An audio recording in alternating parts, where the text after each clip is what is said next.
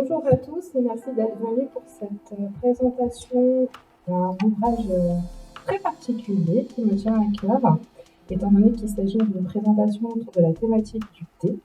Donc je voulais remercier Monsieur Yasu Kakegawa d'être avec nous ici aujourd'hui à la Bibliothèque. Merci beaucoup. Alors nous allons vous présenter l'ouvrage Le thé c'est pas sorcier. Alors, si vous avez pu le remarquer, c'est une collection éditée par la maison d'édition Marabout et on peut retrouver différentes thématiques. Attention, je ne dis pas qu'il faut consommer de l'alcool. Nous proposons des livres autour du vin, de la bière qui sont très bien faits. Et le thé c'est pas sorcier s'inscrit pleinement dans cette volonté de démocratiser les boissons. Qu'est-ce que je veux dire par là? Présentation d'un volet plutôt historique, présentation aussi de la pratique culturelle. On voit, là en l'occurrence, le thé sous différents jours. Je pense que vous êtes d'accord avec moi, en tout cas de moi, vous en êtes le cas. Alors, avant de rentrer dans le vif du sujet, comment vous en êtes arrivé à écrire cet ouvrage et quel est votre parcours par rapport au thé? Bon, d'abord, merci beaucoup pour cette invitation.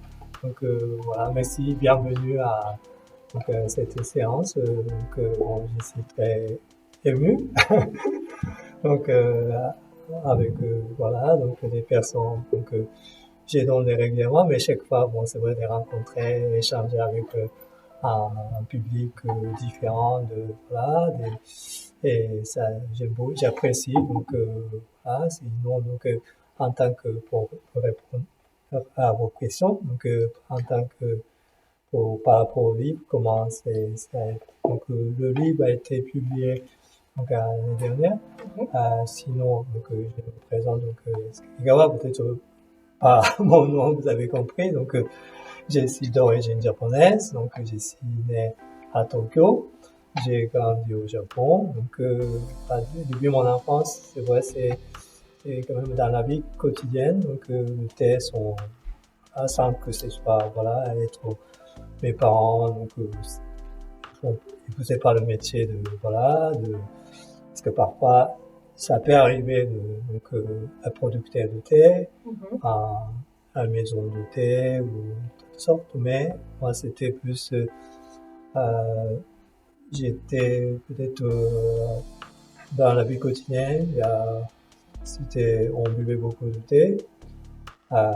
C'était parfois, c'était assez simple, mais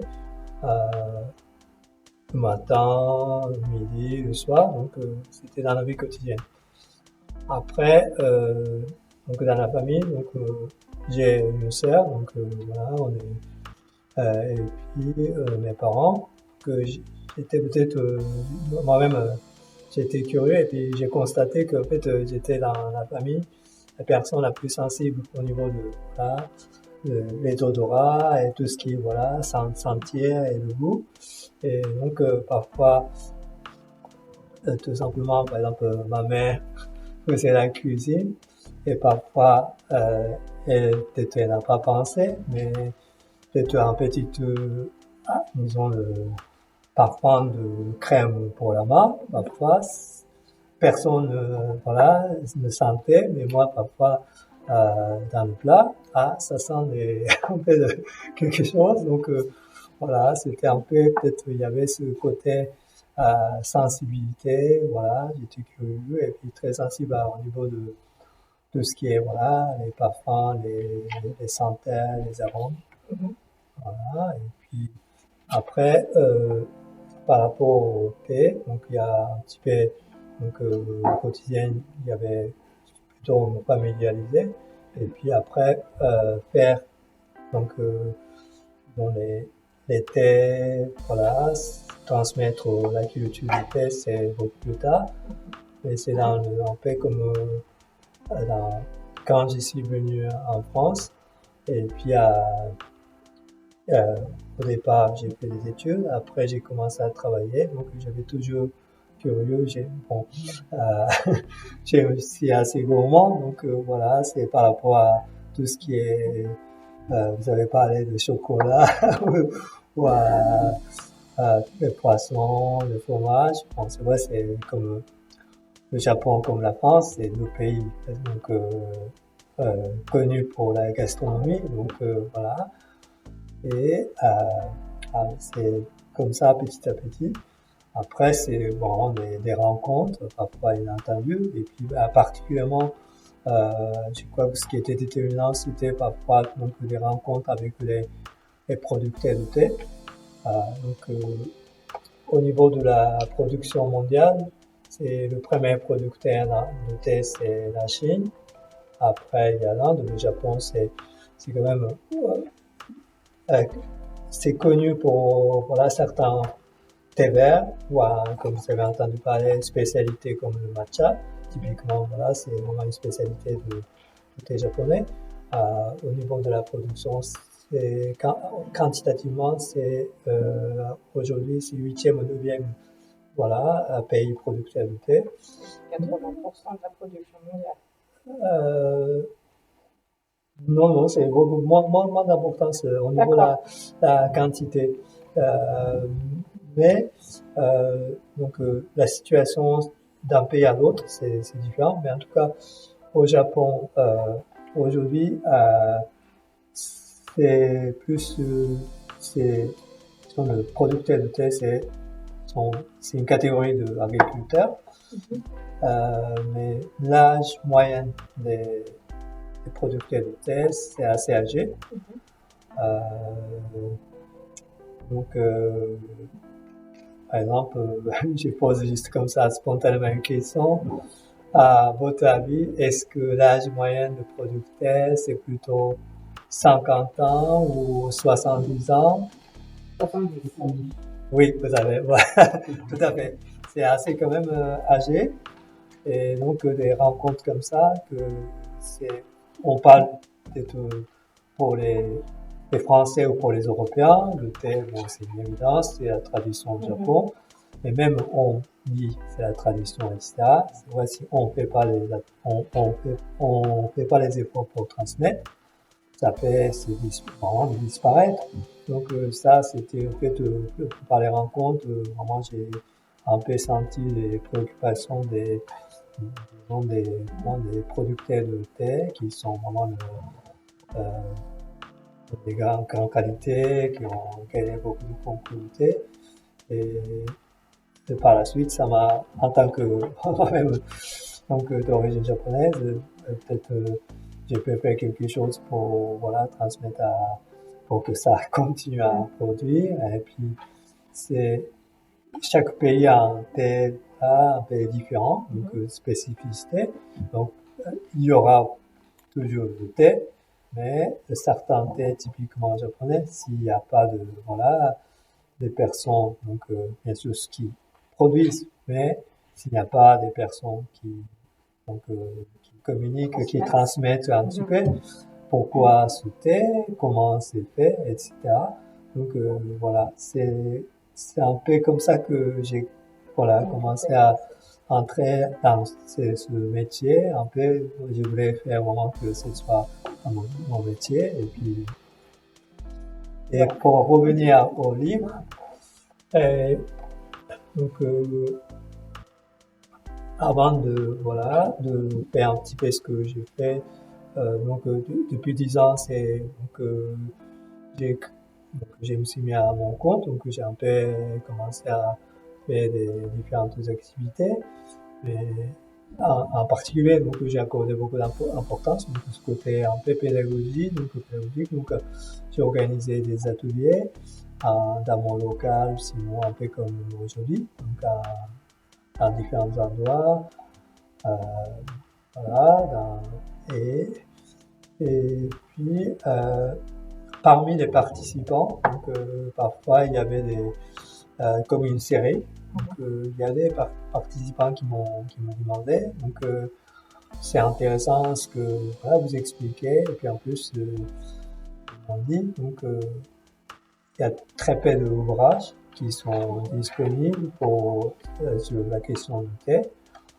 Souvent c'est beaux livres avec des belles photos, mais il n'y a pas d'explication, on comprend pas. Le thé, c'est les feuilles, comme ça, pourquoi il y a ça, etc. Et moi-même, bon, peut-être, j'ai senti la nécessité de, peut-être, mais je savais pas comment. Et, c'était un peu, d'une façon un peu inattendue. Donc la période, je pense que voilà, c'était un peu une période que je pense que tout le monde a vécu plus ou moins en fait une période un peu difficile, beaucoup de voilà, des périodes de confinement et Covid, etc. Donc c'était là, je crois que c'était il y a, donc, on est 2022, donc c'était la fin de l'année 2000, donc c'est juste avant, une semaine avant la Noël, je me souviens, c'était donc un responsable de la maison d'édition Marabout, donc pour la collection, le responsable de la collection qui m'a contacté, donc pour, ils ont publié différents sujets, l'alcool, donc la série d'alcool, le café et pour le thé. Et c'est comme ça qu'en fait, la personne m'a proposé si j'étais intéressé à rédiger ce livre et que je me, bon, j'ai dit, voilà, c'est le moment, quelque part, je m'attendais à ce moment, donc, voilà. Après, c'était beaucoup de travail, bien sûr, donc, c'est le livre, donc, c'est travail, voilà, donc, texte, tout ça, c'est, après, il y a la relecture, donc, c'est, je suis reconnaissant, donc, voilà, la maison d'édition, quand même, qui ont assuré aussi voilà, pour que ce soit accessible. Donc, j'ai rédigé après beaucoup des échanges. Après, comme je pense que on a, pour l'instant, je parle beaucoup, mais après, j'espère que voilà, vous allez poser quelques questions et puis moi, je répondrai. Et puis... Pas les questions du questionnaire. J'avais raté. Alors, il y a une chose, c'est que le thé, en fait, on ne sait pas tous d'où ça vient. Ça vient du pays. Oui. Mais est-ce que c'est seulement le théier qui donne le thé ou pas? Vous pouvez dire en fait, tout ce qu'on appelle thé ou Par exemple, le thé vert, ça vient ouais. du théier ou pas? Est-ce qu'il y a d'autres thés qui viennent pas forcément du théier? Non, normalement, mais aujourd'hui, en fait, le terme, il y a utilisation abusive du terme thé. Donc, normalement, la définition, donc, au sens strict, c'est une plante. En français, on dit souvent le théier, donc une plante. Et avec le mot académique, c'est Camellia sinensis, donc camélia, donc comme la camélia que vous connaissez, donc les fleurs qui sont très jolies en hiver. Donc c'est la même famille que l'arbre de camélia, mais c'est même si vous récoltez les feuilles de camélia que vous avez peut-être en votre jardin, mais ça va pas donner la même chose. Mais en tout cas, voilà, c'est une plante théier, ou un camélia sinensis, que à partir de là, on va produire que vous avez goûté aujourd'hui, donc le thé vert. Sinon, c'est à partir de cette même plante qu'on va produire thé noir, ou ce qu'on appelle aussi le thé oolong. Ou sinon, par exemple en France, tu sais qu'il y a beaucoup de mélanges, donc thé vert avec les fruits, etc. Mais la base, donc là, dans ce cas, on ajoute autre chose, mais la base, c'est quand même la plante théier. Après, aujourd'hui, le terme est utilisé absolument. Donc, par exemple, l'Oibos, vous avez entendu parler, Oibos, c'est une autre plante qui est donc originaire de l'Afrique du Sud. Donc, c'est différent. Donc, voilà. Et puis, parfois, après, le magasin, disons, spécialisé en thé, il vend aussi, par exemple, d'autres plantes, maté, ça peut-être ça vous dit quelque chose, Oui, la thé. Donc ça c'est plutôt, ça vient de voilà, Argentine ou en Brésil, Amérique du Sud en tout cas, voilà, mais c'est une autre plante, voilà, et puis parfois, et puis il y a aussi des Le sobacha. sobacha, pareil, on dit sobacha, cha, c'est en japonais, c'est thé, ou en cha, c'est en chinois aussi, peut-être ça vient de mot chinois, cha. Donc, mais soba, donc c'est sarrasin, donc dedans, donc sobacha, c'est juste les graines de sarrasin torréfiées, donc ce qu'on appelle sobacha, donc il n'y a pas de la plante théier. Donc il y a, voilà, normalement, donc le thé, au sens strict, c'est à partir de thé. Après, pourquoi, je pense que naturellement vous vous posez la question, donc pourquoi thé vert, thé noir, il y a une différence. Après, c'est plutôt le procédé, comment on travaille, donc la même plante, voilà. Donc, quel est le phénomène qui est utilisé justement pour différencier ces différentes familles de thé au moment de la cuisson de la feuille? La production. Ouais. Donc, je vais essayer de voilà, expliquer donc, le principe. Après, vous pouvez vous reporter dans ce livre. Donc, dans la plantation, vous pouvez imaginer, après, je pense que vous trouverez facilement sur Internet les images des plantes théières. Mais sinon, donc, c'est une plante. Donc, vous pouvez imaginer un peu l'image de camélia. Donc, ce sont des arbres qui peut grandir, donc qui peut vivre 100 ans même plus. Et en général, pour production de thé, pour que ce soit pas trop difficile pour récolter, en général on taille. Donc ça reste, c'est des arbres, donc plutôt des arbres, arbustes, qui restent à la taille moins de, voilà, un peu plus bas que la taille des êtres humains, donc voilà, pour faciliter la cueillette.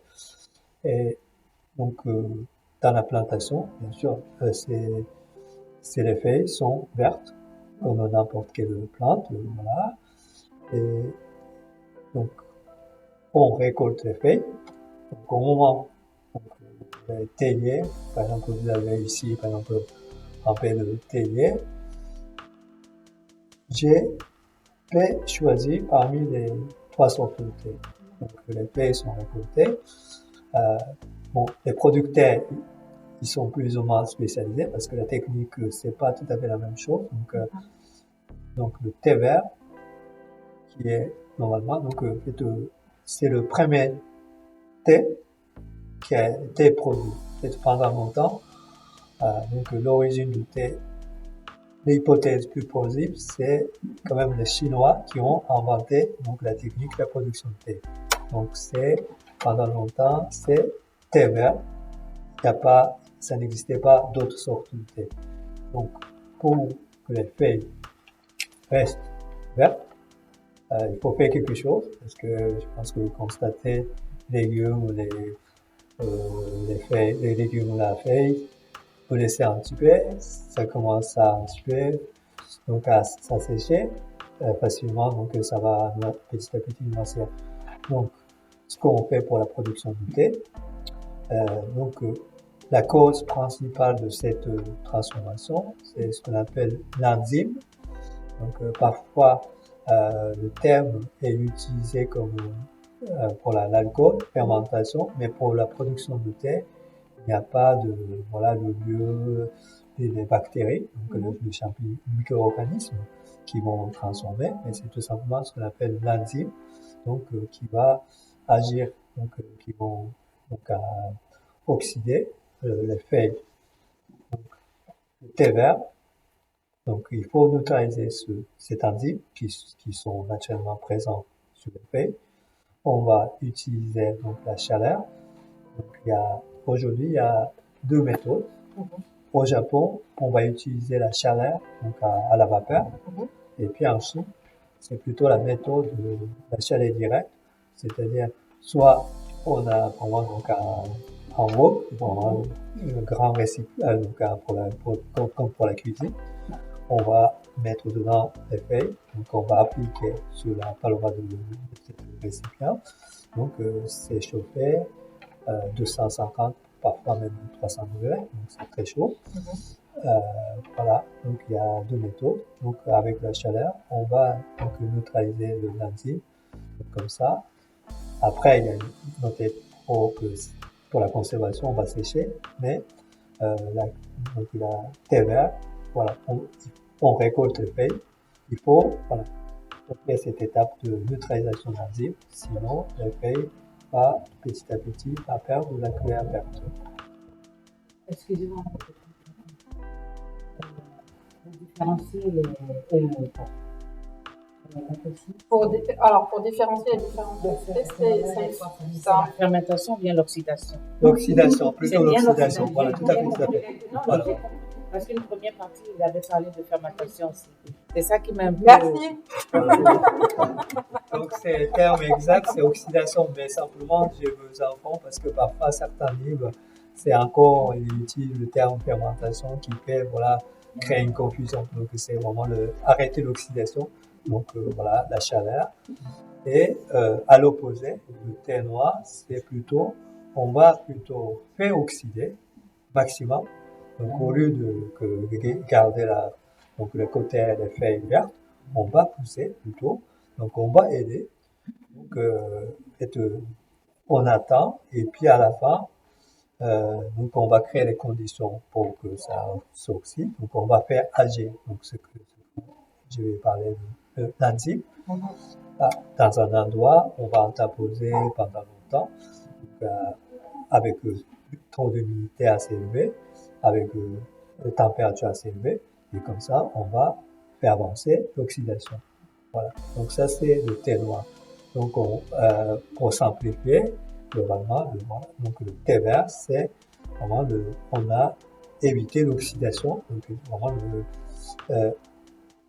presque voilà zéro. Donc par contre thé noir, c'est vraiment on a poussé jusqu'à 100%.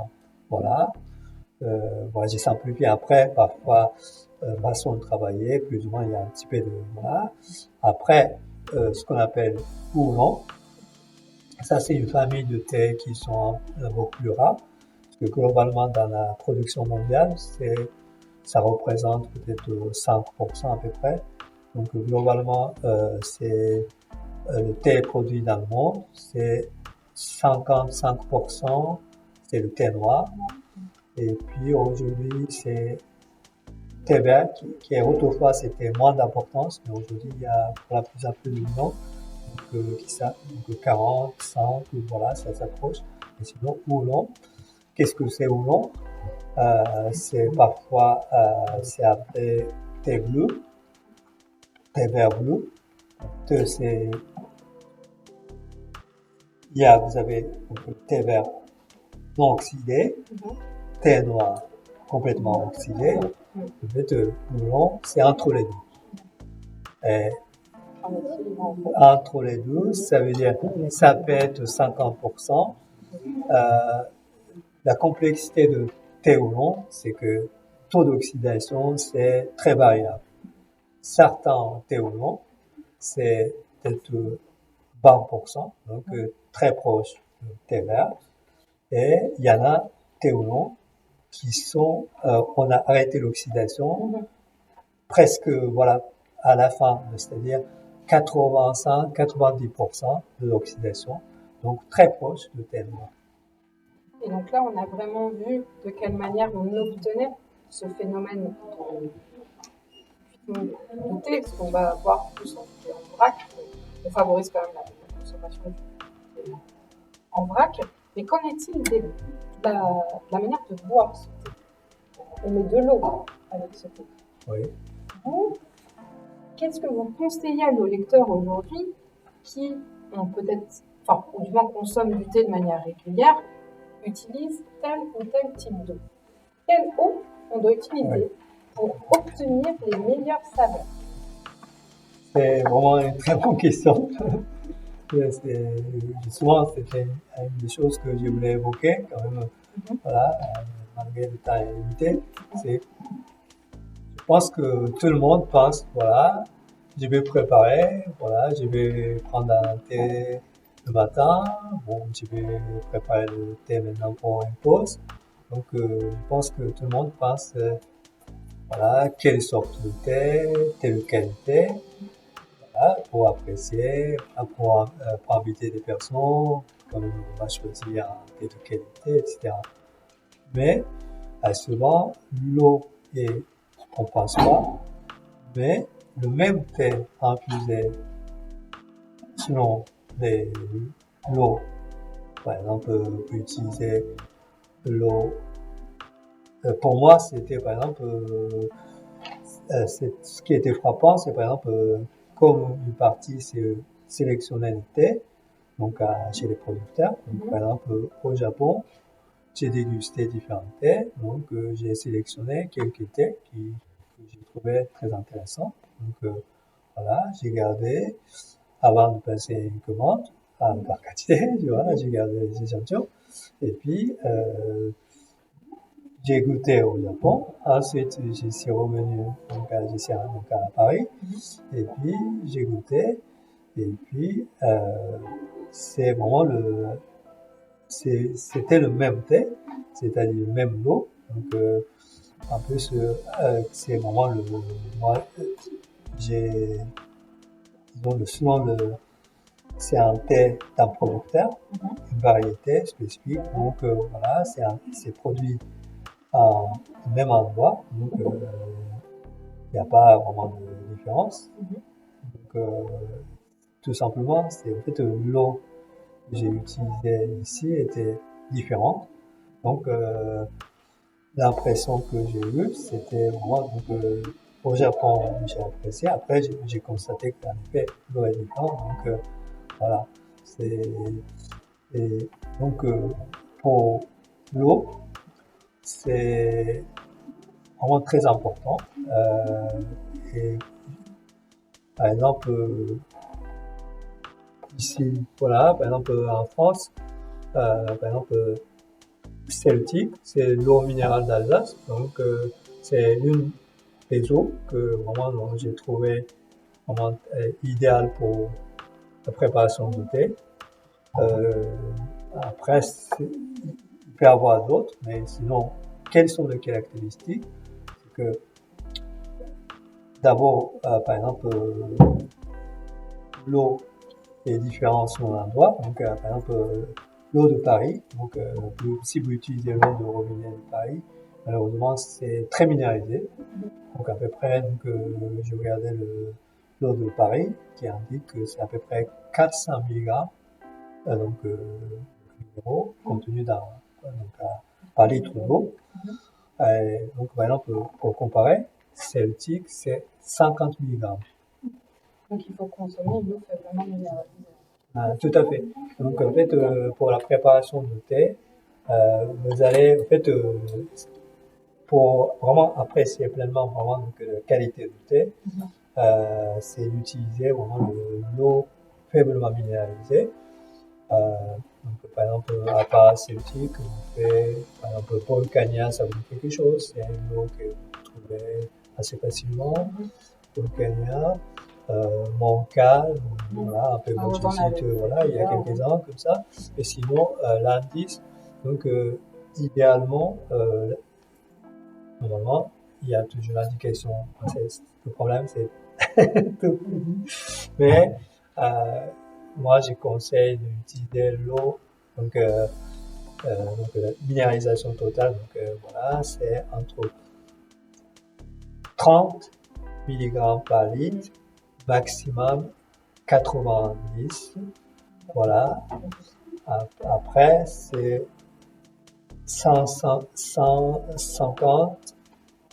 Ça, c'est vraiment ça va, mais ça commence voilà. Après, quand ça plus de 150, voilà. En tout cas, pour la préparation du thé, c'est quand même important. Donc, même si vous avez un thé vraiment de qualité extraordinaire, si vous utilisez l'eau, voilà, qui est vraiment minéralisée, le résultat malheureusement, donc voilà, ça empêche voilà l'infusion, donc vous n'allez pas voilà apprécier tous les potentiels aromatiques.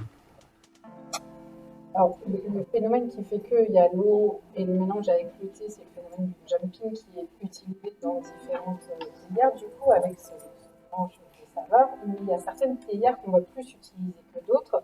Pour exemple, est-ce que vous pouvez nous parler de cette théière, vous la voyez devant vous, rouge? Oui. Voilà. La particularité, poignée sur le côté. Est-ce que vous pouvez nous parler un petit peu de cette théière Oui. à nos lecteurs?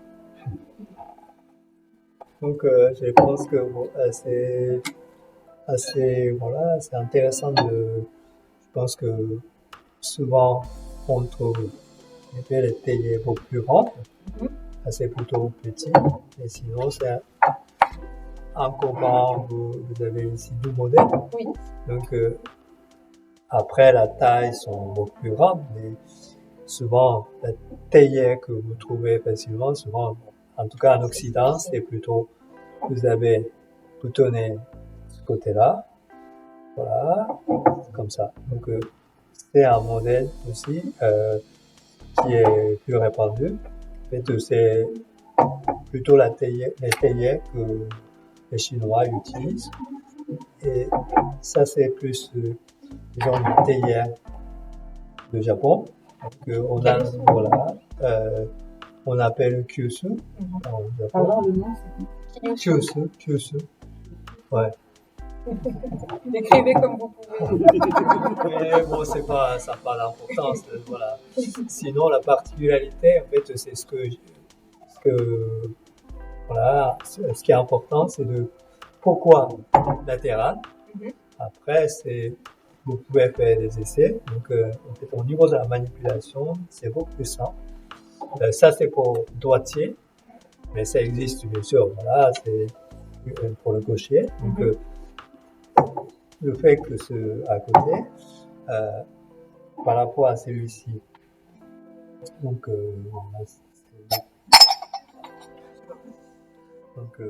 manipulation va être beaucoup plus simple pour servir.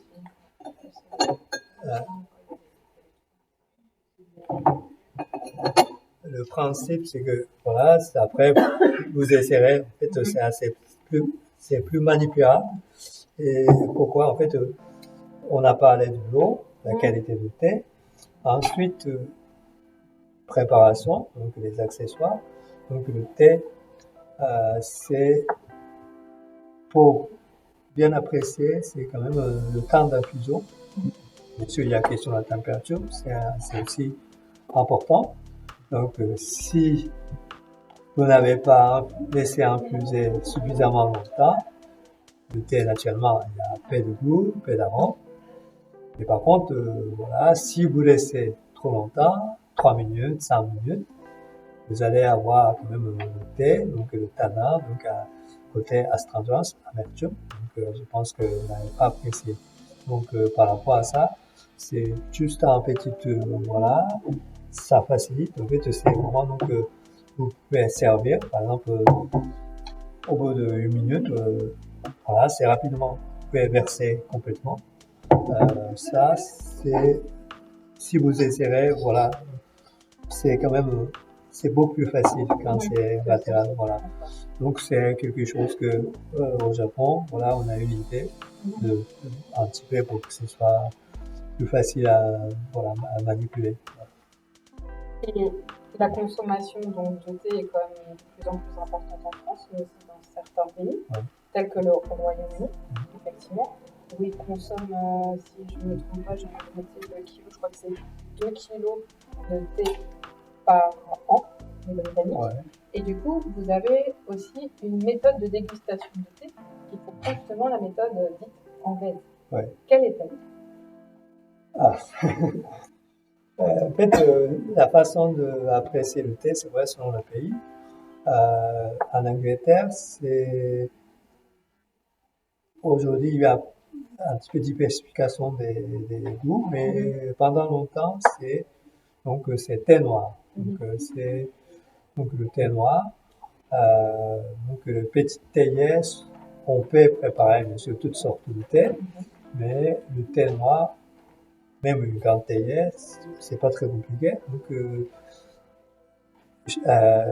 le plus répandu, donc la façon de préparer le thé en Angleterre, c'est d'utiliser donc grande théière, donc souvent c'est 1 litre, enfin, en tout cas au moins donc 2000 litres, donc c'est grande théière, et dedans on verse donc le thé noir, et c'est aussi l'histoire du pays, c'est en fait donc, ce qui s'est passé dans le passé. Donc les Anglais, ils ont développé la culture de thé dans le monde, donc notamment voilà comme en Inde, donc à Assam, Darjeeling, quelques noms que je pense que vous avez entendu parler. Donc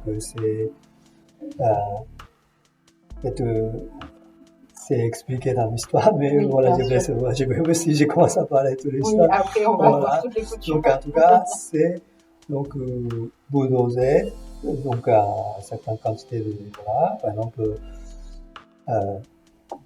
15, par exemple 20 grammes pour 1 litre d'eau chaude. Donc c'est plutôt fait de thé noir. Ensuite on verse de l'eau très chaude, donc à 90 ou même un peu, voilà, presque l'eau qui a été vraiment bouillie. On verse, on laisse assez longtemps, donc 3 minutes, parfois plus. Et simplement, souvent, pour les Anglais, souvent c'est le thé, on dit pas le cas, mais souvent sous-entendu, forcément, il y a lait. Donc voilà, c'est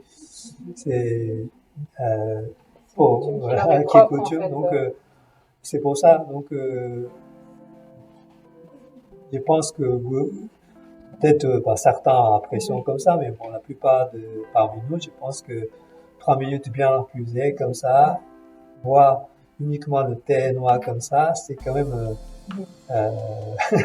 astringent, à moins que vous avez donc quelque chose de sucré, ça va équilibrer, mais quelque part, bon, ça va dans le sens de pourquoi on ajoute du lait, c'est quand même pour un petit peu atténuer cette voilà.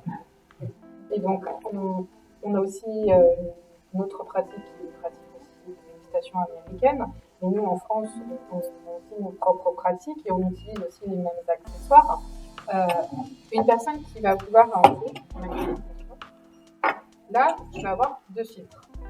Un filtre, on va dire en porcelaine, et un filtre, on va dire plutôt acier inox. Si on veut un thé de bonne qualité avec toutes ses saveurs, vous conseillez quoi en termes d'utilisation de filtre? Entre les deux, oui. Je vous conseillerais ça, plutôt ça, parce qu'en fait, tout simplement, ici, que vous enfermez, en fait, les feuilles, à moins que bon, c'est des moments de thé de qualité ordinaire qui sont beaucoup de brisures. C'est les feuilles, voilà, pour que ça infuse, parce que les feuilles qui sont cassées, disons, les brisures, tout ça, ça infuse l'un ou l'autre pratiquement, c'est assez rapidement. Par contre, les thés de qualité, c'est plutôt les feuilles sont entières. Donc, il faut que ce soit voilà, partout imprégné par l'eau. Donc, dans ce sens, ici, vous avez plus d'espace. Parce que si vous mettez dedans, c'est, disons, ça empêche quelque part, voilà, ça fait vraiment les feuilles, voilà, ne peut pas absorber de l'eau. Donc, ça va donner un thé qui est, même si vous utilisez de très bons thés, et c'est pour ça que, en fait, j'ai un peu rebondi par rapport à, voilà, le sachet moussu, etc. C'est pratique, donc c'est conditionné au bureau, à votre travail. Bon, c'est vrai, vous mettez, vous versez de l'eau, après pour nettoyer, bon. Mais, c'est pas idéal, voilà, après, ça c'est, au moins, c'est vrai, c'est une solution qui peut être pour, après, vous avez les théiers qui sont bien. Parfois, donc, ici, même vous mettez les feuilles en vrac. Les feuilles, voilà, les fibres sont incorporées en fait, c'est dans la même matière. Donc, c'est assez simple. Voilà, les faits ne passent pas. Donc, Et là, en fait, le thé, justement, va te donner du goût à certains accessoires à force de les consommer. Et du coup, moi, j'ai une question parce que je me dis que chaque thé est différent et vous parlez aussi de millésime Ouais. par rapport au thé. Quelles sont les conditions qu'on doit respecter pour pouvoir garder toutes les saveurs du thé en termes de conservation?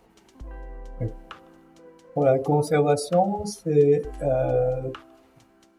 par exemple, le plus concret, c'est de montrer un paquet de thé. Ah, Comme qu'est-ce que ça, vous avez?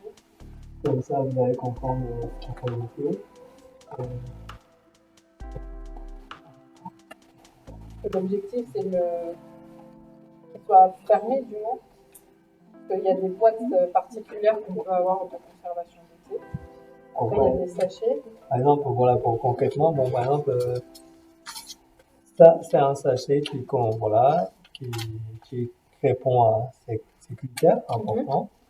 Donc, d'abord, voilà, c'est ce qui va dégrader la qualité du thé. C'est le contact, l'oxydation, donc le contact à l'air, donc quelque chose qui ferme, voilà. Et puis, pour la conservation, juste, voilà, pour précision, en fait, une fois entamé, c'est mieux voilà, le thé, par exemple, je crois qu'il y avait 2 sortes de thé qui étaient proposés. Donc, c'est ceux qui ont choisi plutôt le thé vert, donc qui sont vraiment un côté qui garde un côté des feuilles. C'était le thé justement le millésime 2014. En fait, c'est le Sencha, donc le thé vert produit au Japon donc au mois de mai 2014. Mais c'était conditionné, donc c'était fermé, rempli de gaz neutre, donc c'était isolé de l'air. Donc j'ai ouvert quelques jours avant de cette séance. Voilà. Donc, je pense que vous n'avez pas particulièrement remarqué quelque chose. Peut-être que vous avez trouvé que voilà, c'est assez doux par rapport à peut-être le thé, disons le thé de l'année ou le thé jeune. C'est parfois il y a un côté trop vert, voilà l'effet, mais là c'est quand même avec voilà 8 ans, ça fait déjà plus de 8 ans. Donc, voilà. Donc il y a éviter le contact avec l'air. Donc, après, voilà, une fois ouvert, donc par exemple, on peut chasser l'air, donc bien fermé, et puis aussi, vous voyez, je vous vois pas, c'est pas un paquet transparent. Donc, voilà. Voilà, ça peut être au doré ou ça peut être au papier un petit peu comme cartonné, mais en tout cas, la lumière, donc la lumière aussi, ça dégrade. Ensuite, l'humidité. Bien sûr, on sèche pourquoi? Pour que ça se garde. Donc, voilà, donc l'humidité. Et puis aussi, après, c'est éviter, donc ne pas mettre, parce que le thé, euh, c'est la caractéristique du thé, c'est vraiment, ça absorbe facilement. Donc les arômes, voilà. Si vous mettez à côté, voilà, les épices, ça risque d'absorber donc voilà les épices ou d'autres odeurs. Donc et voilà, c'est tout. Donc Et au niveau donc là, on a bien vu la conservation, la pratique, comment on fait. On a différents thés, on a aussi le thé matcha qui est aussi japonais. Mais on a vraiment vu qu'on pouvait aussi agrémenter ces différents thés d'autres saveurs avec des plantes. Nous, est-ce qu'on peut se dire, je vais créer mon propre thé à Paris ou en France? Est-ce que je peux le faire? Est-ce que les conditions sont réunies? Est-ce que je peux faire pousser un théier? Est-ce que, voilà, moi, toute seule, Harmonie, est-ce que je peux faire mon propre thé? en fait, il y a 2 choses. La culture de thé et puis aussi de créer peut-être, je pense qu'un mélange. Bon, voilà, mélange que vous faites vous-même. Donc, concernant la culture de thé, c'est quand même, je sais qu'il y a quelques essais à certains endroits, Je connais voilà, confrères donc, de mon thé qui ont commencé à un petit peu planter en Bourgogne, en Bretagne, différents endroits. Mais c'est un petit peu, ça reste encore pour la expérimentation pour l'instant. Et peut-être c'est possible. Voilà, c'est quand même les théiers ont besoin d'un climat. Tout après, le théier aime voilà, le sol un peu acide. Donc, il y a tous ces facteurs. Donc, peut-être ils font un petit peu. Donc, juste planter la plante, c'est possible. Mais c'est Mais après tout processus. après, produit, à partir de là, au moment où le produit un thé, c'est encore autre chose. Donc, par contre, après, c'est le thé, c'est, je pense que chacun a des préférences. Moi-même, euh, en tant que spécialiste, mais disons, dans ma vie quotidienne, dans ma vie privée, bon, j'ai des préférences, voilà. Mais après, voilà, s'il n'y a pas de, comment dirais-je, le thé, c'est vraiment, donc, je pense qu'avant tout, c'est quelque chose, voilà, c'est le plus important, ce que vous appréciez. Donc, par exemple, justement, vous avez plusieurs fois évoqué le matcha. Oui. Parce que au Japon, donc, pendant longtemps, le matcha, c'était, voilà, c'était une consommation pure. C'est-à-dire, c'est assez simple. Donc, le thé matcha, donc c'est en forme de poudre. On va donc diluer avec l'eau chaude, avec vous avez vu des images ou vous avez peut-être assisté à une cérémonie, donc un fouet, donc en forme, donc fabriqué à partir de bambou, donc on va mélanger, donc voilà, et on déguste, donc c'est très simple. Après aujourd'hui, je sais que le matcha est consommé beaucoup, un peu comme boisson, mélangé du lait, de crème, d'autres choses, voilà. Et aussi, il y a beaucoup de pâtissiers qui font des financiers au matcha, ou un gâteau au matcha, différentes sortes. Donc, voilà. Après, je pense que ça évolue. Après, la qualité de thé, différentes qualités de thé existent. Donc, après, question de matcha, c'est un peu assez complexe parce qu'en fait, il y a aujourd'hui la définition, c'est un thé pendant longtemps, pratiquement jusqu'à la fin de la Seconde Guerre mondiale, donc jusqu'à 1945, c'était vraiment le consommé de cette façon, qui n'était pas en dehors du Japon, qui n'était pas très connu, à part voilà, une occasion spéciale. Mais c'est après la fin de la guerre, donc même c'était les producteurs eux-mêmes qui ont du mal à vendre le matcha, parce que c'est aussi quand même le matcha, beaucoup de travail. Bon, le détail, vous pouvez les donner, mais c'est beaucoup de travail.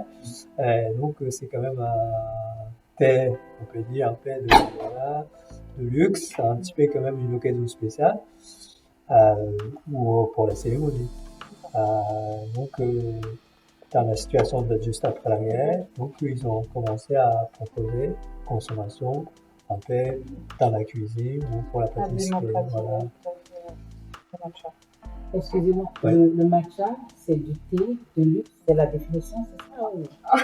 Non. En fait, il y en a plusieurs sortes à cette époque, le contexte. Donc, jusqu'à, disons, il y a l'année donc 40, à la fin de la Seconde Guerre mondiale, c'était vraiment un thé rare qui était réservé pour les occasions spéciales ou pour des personnes, disons, des classes aisées. Voilà, c'était pas fait aujourd'hui, disons, les prix sont, voilà, je pense que c'est pas parmi, si on compare avec le thé, c'est en général, normalement, le vrai matcha, ce qu'on appelle vraiment donc matcha de tradition, c'est quand même, c'est un peu par rapport à, vous avez quand même, pour débourser certains sommes, mais c'est, voilà. Ouais. Et donc, c'est un thé vert japonais, en fait. Le thé vert japonais, c'est de la poudre. Mais après, c'est la façon c'est pas juste les feuilles de thé vert qui sont, en fait, qui ont été voulues. En fait, derrière, il y a beaucoup de travail pour qu'on arrive à ce goût unique.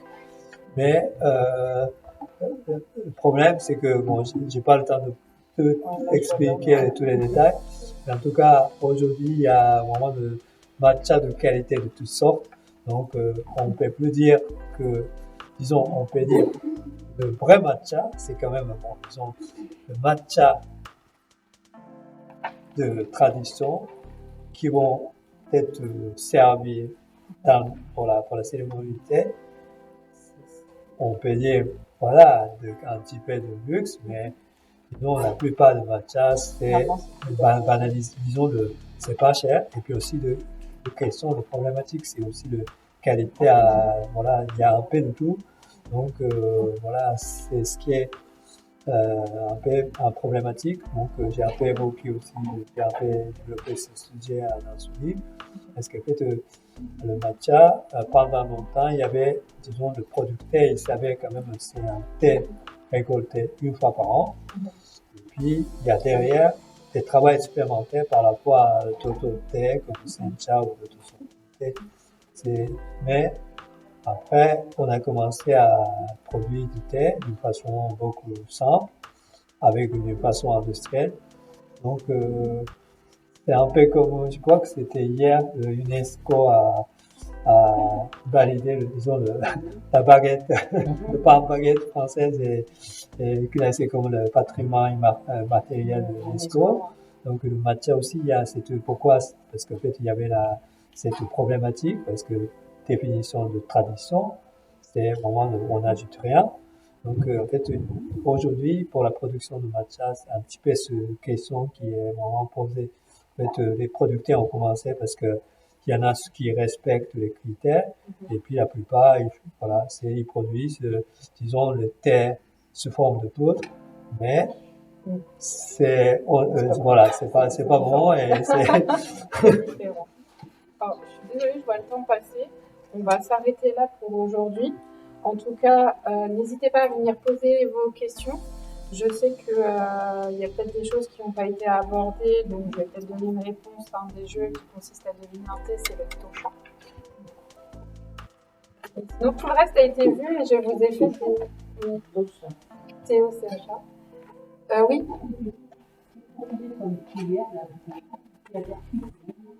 C'est laquelle? Celle-là? Alors ça, c'est une tasse porcelaine. Et là, elle est en grec. Ouais.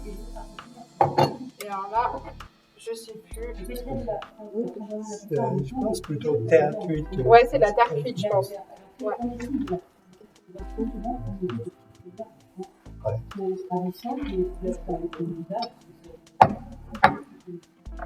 Oui, c'est plutôt, en fait, c'est un phénomène plutôt récent. C'est parce que, en fait, ce qu'on appelle au Japon, c'est ce qu'on appelle tetsubi. Donc, c'est un fond c'est souvent sous forme c'était pas utilisé normalement dans le passé. Au Japon, c'était plutôt fait bouillir. En fait, c'était une sorte de, voilà, au lieu aujourd'hui, vous avez, voilà, de bouilloire électrique, mais si on mettait l'eau, et puis souvent dans une maison, il y avait donc un foyer, donc on mettait sur le feu, et puis ça bouillait. Ensuite, on versait plutôt pour la tailler comme ça, qu'on préparait. Mais l'objet, ça reste quand même artisanal. C'est dans le nord du Japon, dans la région de Tohoku, qui sont voilà, les artisans ils travaillent. Et je sais pas qui a commencé. En fait, en Occident ou en France, il y a beaucoup de maisons de thé qui ont eu l'idée de proposer.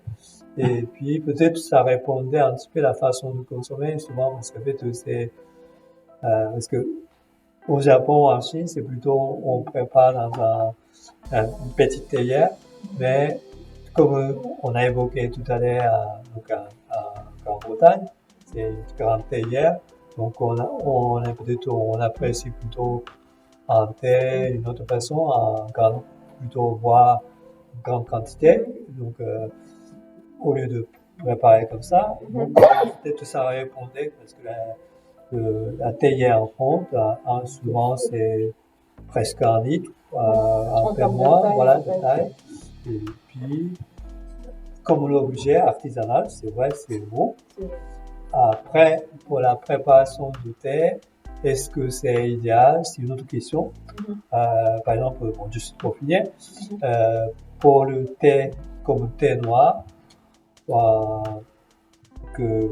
ou un thé qu'on apprécie avec l'eau très chaude, oui. Par contre, thé délicat comme thé vert, c'est peut-être pas idéal. C'est plus difficile de préparer. Voilà. Ok, bah, je vous remercie beaucoup. J'espère que vous avez bien suivi. Surtout que les questions étaient bien orientées, avec des petites réponses à l'intérieur.